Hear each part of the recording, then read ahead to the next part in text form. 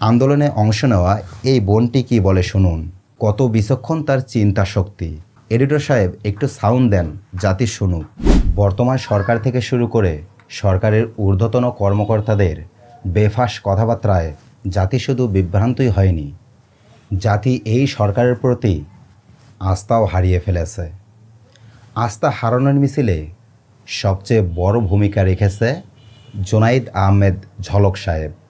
চলুন জেনে নেই তিনি আমাদের মতো সাধারণ মানুষের ইমোশন নিয়ে খেলে মিথ্যাচারে কীভাবে শীর্ষস্থান অধিকার করলেন। 17 জুলাই বুধবার জুনাইদ আহমেদ পলক, ডাক, টেলিযোগাযোগ ও তথ্য প্রযুক্তি প্রতিমন্ত্রী, এক সেমিনারে দেওয়া বক্তব্যে বলেন, কোটা সংস্কার আন্দোলনকে কেন্দ্র করে যে সহিংসতা হচ্ছে তার পিছনে সামাজিক যোগাযোগ মাধ্যমে ছড়ানো গুজব দায়ী। ফেসবুক, ইউটিউব, টিকটক, এক্সের মতো প্ল্যাটফর্মগুলোর অফিস ও ডেটা সেন্টার যদি ঢাকায় থাকতো তাহলে যে কোনো ধরনের কন্টেন্ট ও গুজবকে প্রতিহত করা বা ফ্ল্যাগ দিয়ে দেওয়া অথবা ব্লক করে দেওয়া সহজ হতো। 18 জুলাই বৃহস্পতিবার জুনাইদ আহমেদ পলক সাংবাদিকদের প্রশ্নের জবাবে বলেন, ইন্টারনেট বন্ধের জন্য পূর্বে কোনো ঘোষণা দেওয়া হয়নি। পরিস্থিতি বুঝে যে সিদ্ধান্ত নেওয়া হয়েছে, শিক্ষার্থীদের আন্দোলনকে ঘিরে সামাজিক যোগাযোগ মাধ্যমে স্বার্থান্বেষী মহলের নানা গুজব আর অস্থিতিশীল পরিস্থিতির জন্য সাময়িকভাবে মোবাইল ইন্টারনেট বন্ধ করা হয়েছে। এরপর তিনি বলেন, মহাখালীতে দুর্বৃত্তদের আগুনে ডেটা সেন্টার পুড়ে গেছে, সেটা ঠিক করার কাজ চলছে।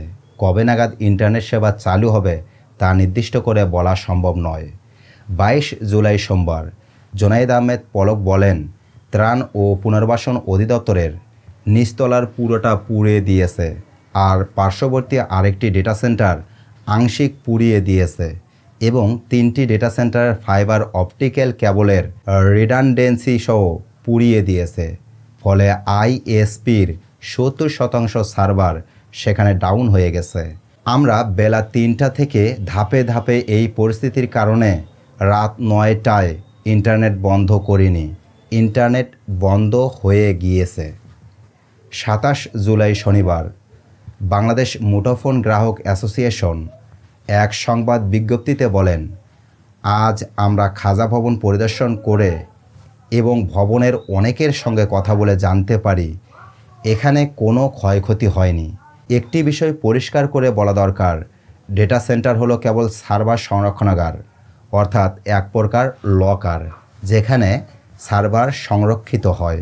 ওই একই দিনে জুনাইদ আহমেদ পলক আবারও বলেন, সরকার দেশে ইন্টারনেট বন্ধ করেনি, ইন্টারনেট বন্ধ হয়ে গেছে। এখন আপনাদের কাছে প্রশ্ন হচ্ছে, একটি সভ্য স্বাধীন দেশের গুরুত্বপূর্ণ একজন মন্ত্রীর চামড়ার মুখ যদি এত বেশি পরিমাণে ফল খায় তাহলে সেই দেশ বিশ্ব দরবারে মাথা উঁচু করে কিভাবে দাঁড়াবে?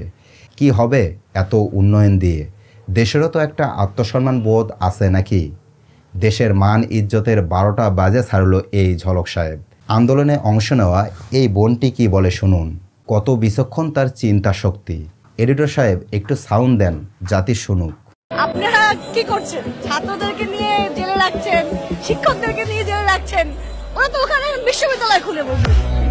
গতকাল দেখলাম ঝলক সাহেব তার ভুলের জন্য দেশ ও জাতির কাছে ক্ষমা চাইছে। আপনারা অর্থাৎ সাধারণ মানুষেরাই তো এই দেশের প্রকৃত রাজা। আপনারা একটু কমেন্টে মতামত জানান তো, এই সুবোধ বালককে ক্ষমা করছেন কিনা? উত্তরের অপেক্ষায় থাকলাম। আসসালামু আলাইকুম।